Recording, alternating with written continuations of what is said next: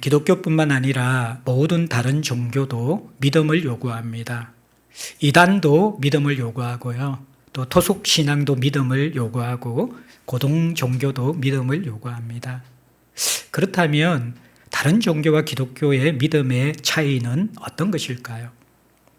또 여러분들, 우리의 착각은요, 무신론, 진화론을 믿으면 그것은 과학적이고, 창조론, 유신론을 믿으면 이것은 믿음이 필요하다라고 그렇게 생각합니다. 근데 사실은요, 이 무신론과 유신론은 입증할 수가 없는 것입니다, 과학적으로.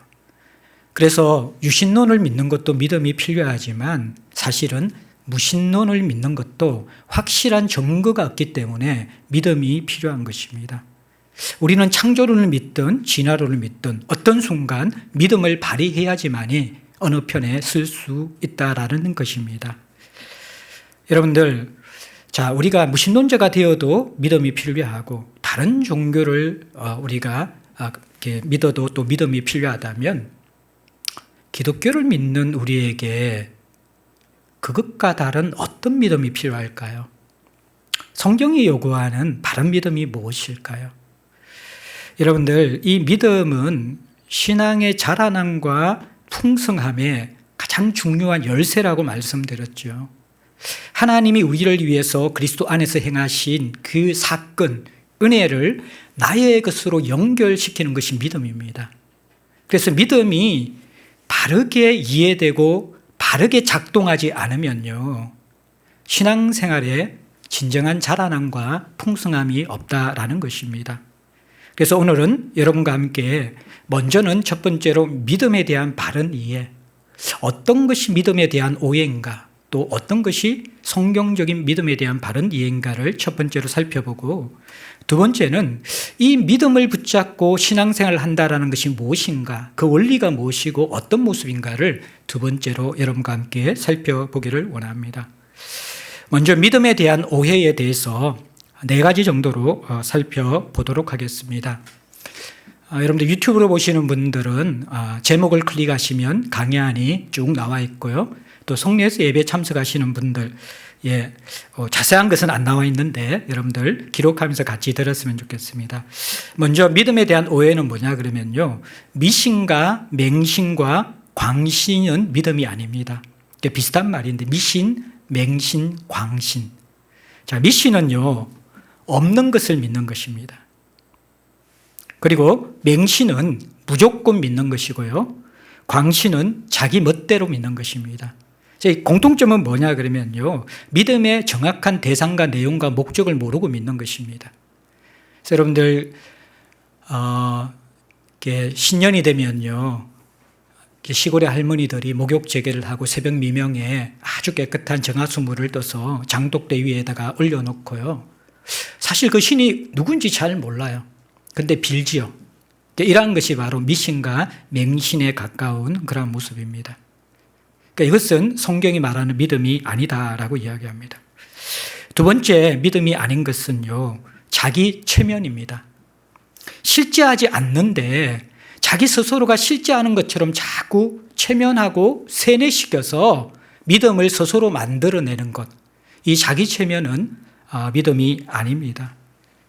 객관적 근거가 없이 하나님은 계실 거야, 계셔야 해, 분명히 계셔, 그러면서 스스로 믿음을 계속해서 세뇌시키는 것이죠. 그리고 세 번째 믿음이 아닌 것은요, 희망적인 기대입니다.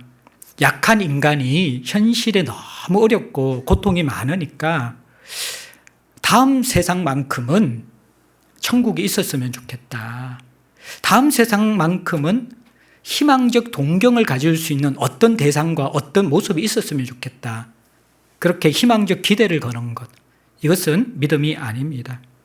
현실에서 이렇게 힘든데 하나님이 없다면, 천국이 없다면 절대로 안 돼. 현실은 어렵지만 반드시 내세에는 내가 엄청난 보상을 받을 거야 라고 하면서 현실의 고난에 대한 보상 심리로 희망적 기대를 가지는 것, 이것을 믿음이라고 사람들이 생각합니다. 그리고 네 번째 믿음이 아닌 것은 적극적인 사고방식이죠.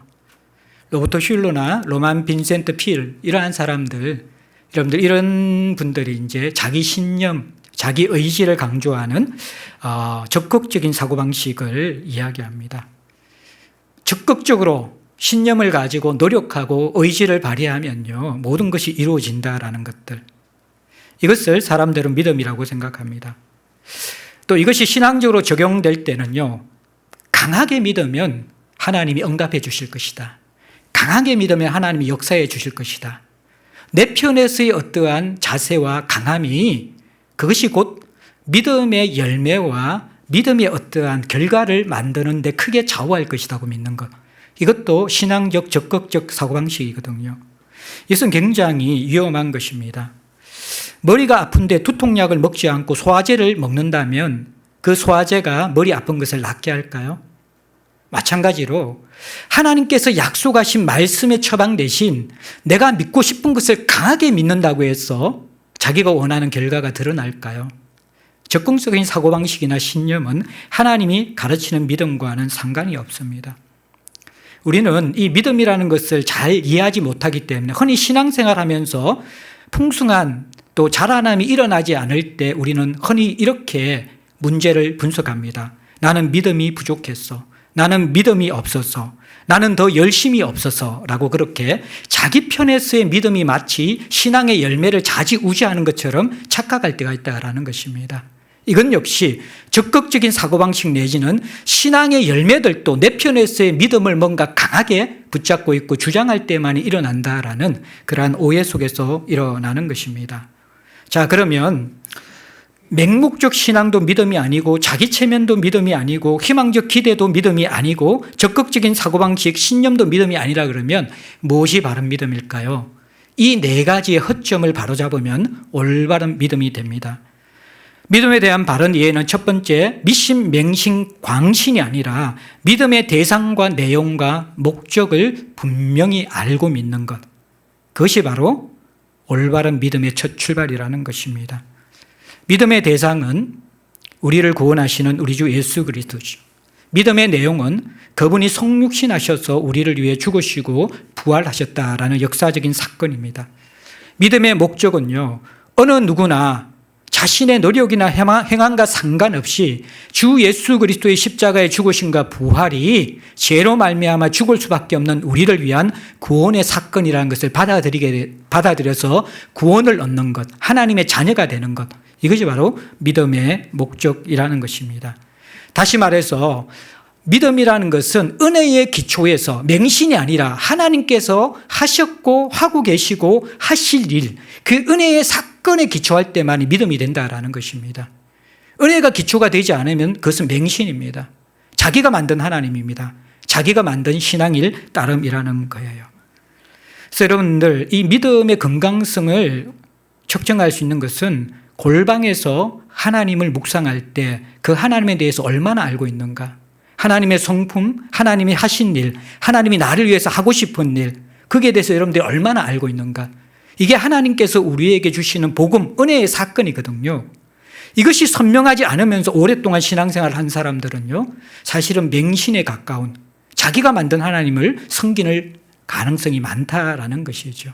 미신, 맹신, 광신이 아니라 믿음은 분명한 대상과 내용과 목적, 다시 말해서 은혜라는 하나님이 그리스도 안에서 하셨고 하시고 계시고 하신 일에 기초한다라는 것입니다.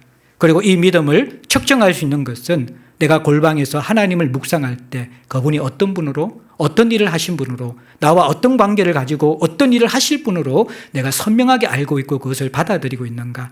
이것을 볼 때 맹신인지 성경적 믿음인지를 판단할 수 있습니다. 두 번째, 믿음은 실제하지 않는 것을 억지로 세뇌시켜서 자기 체면으로 믿는 것이 아니라 믿음은 철저하게 역사적 사실에 기초하고 있다는 거예요. 예수 그리스도의 성육신, 그리고 그분의 십자가의 죽음과 그분의 부활이 역사적 사실이라는 것이죠. 역사라는 영어 히스토리는 his story, 그분의 이야기라는 것입니다. 기원전과 기원후로 바르는 분수령은 비포 크라이스트와 에노 도미니, 그리스도의 성육신 탄생을 기점으로 하여서 기원전과 기원후로 나누는 바로 그리스도가 역사의 주인이시고 역사의 모든 주관자라는 그 역사적 사건, 역사적 인물에 기초한 것이 바로 기독교 복음의 핵심이라는 것입니다. 제가 변정 시간에 기독교의 독특성 4가지를 이야기했죠. 첫 번째는 인간편의 추구가 아니라 하나님께서 찾아오시는 계시의 종교다. 계시의 종교. 두 번째, 기독교는 어떤 지도자의 사상, 그게 기초한 것이 아니라 하나님의 아들 예수 그리스도의 성육신과 십자가의 죽음과 부활이라는 역사적 사건에 기초한 것이다. 굉장히 다른 차이점이거든요. 기독교는요, 예수 그리스도 그분이 역사적 인물이 아니면 없어져 버려요. 근데 다른 종교는 지도자의 역사성은 별로 상관이 없습니다. 왜냐 그러면 그 사람의 사상, 가르침이 더 중요하기 때문입니다. 기독교는 지도자의 가르침으로 신앙생활을 하는 것이 아니라 그리스도의 십자가의 죽음과 부활, 그 역사적 사건에 기초해서 신앙생활을 하는 것입니다. 사상이 아니라 사건이라는 것이죠. 세 번째는 기독교는 문제의 현상을 보면서 해결하는 것이 아니라 문제의 원인을 보면서 해결하는 것입니다. 죄의 정상, 드러난 결과를 보면서 해결하는 것이 아니라 죄의 뿌리를 보면서 하나님을 떠난 그 신이라는 자기 중심성 그 문제를 해결하면서 죄의 문제를 풀어나가는 것입니다. 마치 감기를 해결할 때 콧물이 흐를 때 콧물을 티슈로 닦는 것으로 해결하는 것이 아니라 바이러스를 죽이는 것으로 해결하는 것. 그것이 기독교의 원인의 방법, 원인을 제거하는 그러한 독특성입니다. 마지막으로 기독교는 인간의 노력이 아닌 하나님이 베푸신 은혜에 기초하는 것입니다.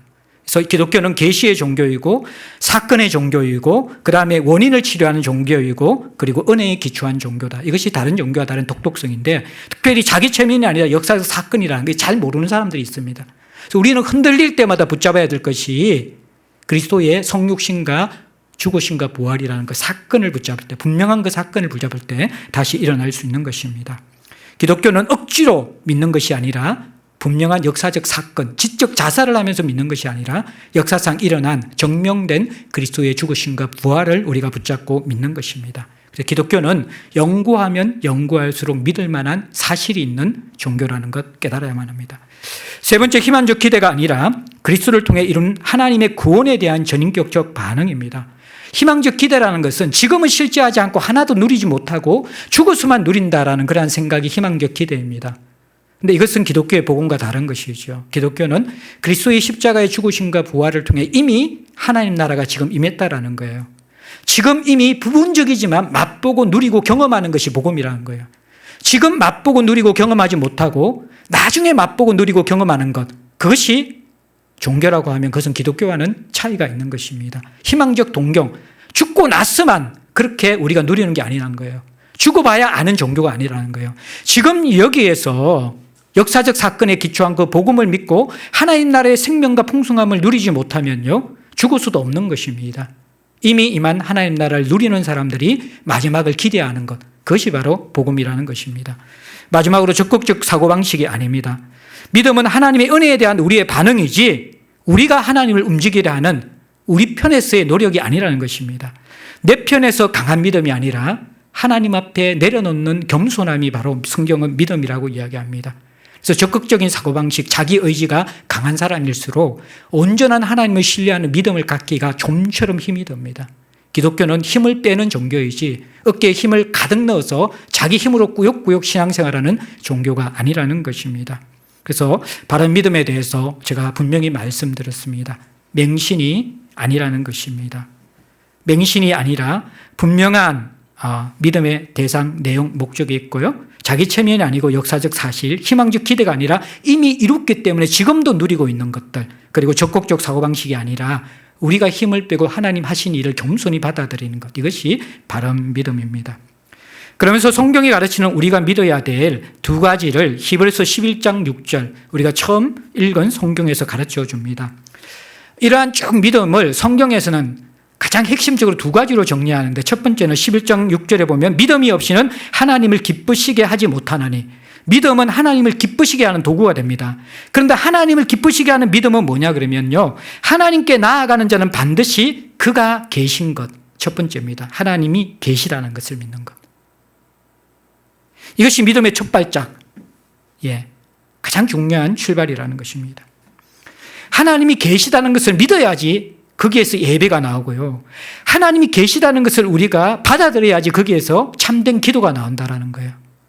하나님이 계시다는 것이 기초가 되지 않으면 우리는 맹신적인 예배, 그냥 다른 종교가 드리는 똑같은 자기의 감성과 자기 어떤 느낌을 채우려는 그러한 종교생활밖에 되지 않는다라는 거예요. 하나님이 계신다는 것을 믿지 않는 기도는요, 그냥 자기의 신세 한탄 내지는 그렇게 되었으면 좋겠다라는 희망적 동경이나 기대밖에 되지 않는다라는 거예요. 우리는 이 하나님이 계시다는 믿음의 기초에서 예배하는 자이고, 하나님이 계시다는 믿음의 기초에서 말씀을 읽고 순종하고 기도하면서 하나님께 대화하는 자라는 것입니다. 그런데 신앙생활을 수십 년 한 사람들도요, 이것이 불분명한 사람들이 있습니다. 나는 하나님 계신 것 잘 모르겠어. 이미 출발이 된 것이 아니죠. 그 사람은 믿음이 없는 것입니다. 맹신인 것입니다. 하나님이 계시다는 것은 지적 동의가 아니라 하나님의 인격이시기 때문에 그분에 대한 신뢰입니다. 의탁입니다. 연합됨입니다. 그분을 알아가는 것입니다. 이것이 분명하지 않으면요, 이 사람은 믿음이 없는 사람입니다. 교회 안에 믿음 없이 종교생활을 하는 사람이 너무 많습니다. 하나님이 자기 하나님이 아닌 사람이 너무 많다라는 거예요. 하나님이 살아계시다는 것은 구만리 장천에 어떤 산신령처럼 신화에 나오는 그러한 어떤 다른 것처럼 느껴지는 것이 아니라 지금도 살아계셔서 나와 함께 하시는 임마누엘로 느껴지고 그것을 믿고 살아간다라는 것입니다. 하나님이 계시는 것, 이것이 믿음의 출발입니다.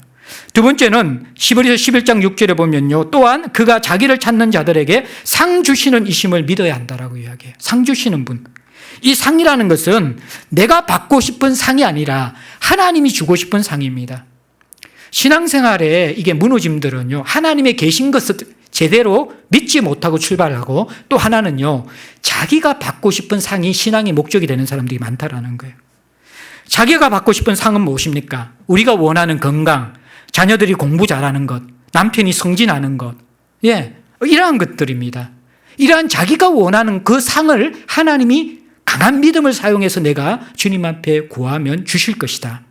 이러한 믿음을 가지고 이 사람은 기독교 아니다 다른 종교를 믿어도 똑같이 신앙생활을 할 수 있는 사람입니다. 그렇게 신앙생활을 하는 사람이 있다는 거예요. 그런데 하나님이 주시는 상은 내가 원하는 것을 주시는 것이 아니라 그리스도를 통해서 하나님 안에서 우리에게 주시고자 하는 그 상의 시선을 고정하고 그것을 받아들이는 것, 그것이 하나님의 상입니다.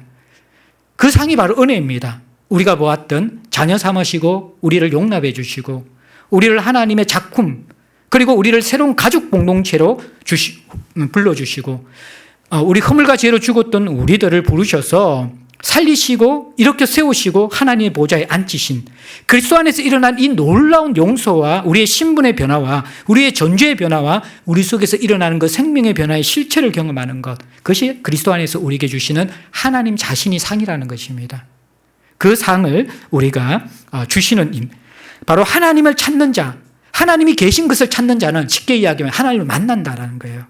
하나님 안에 있는 것을 내가 누린다라는 거예요. 그것이 내 것이 된다라는 거예요. 그것이 점점 풍성하게 자라간다라는 거예요. 그래서 하나님에 대한 기대와 사랑들이 점점 뜨거워져 간다라는 거예요. 그게 상 주시는 이 안에서 살아가는 신앙의 모습이라는 것입니다. 하나님이 계신 것과 하나님이 상 주시는 것에 대한 분명한 인식이 있는 것, 그것이 바로 두 가지 믿음의 모습이라고 성경은 우리에게 가르치고 있습니다. 사랑하는 제자들 성도 여러분들, 여러분들의 믿음을 잘 점검해 보십시오. 여러분들의 믿음은 어디에 기초되어 있습니까?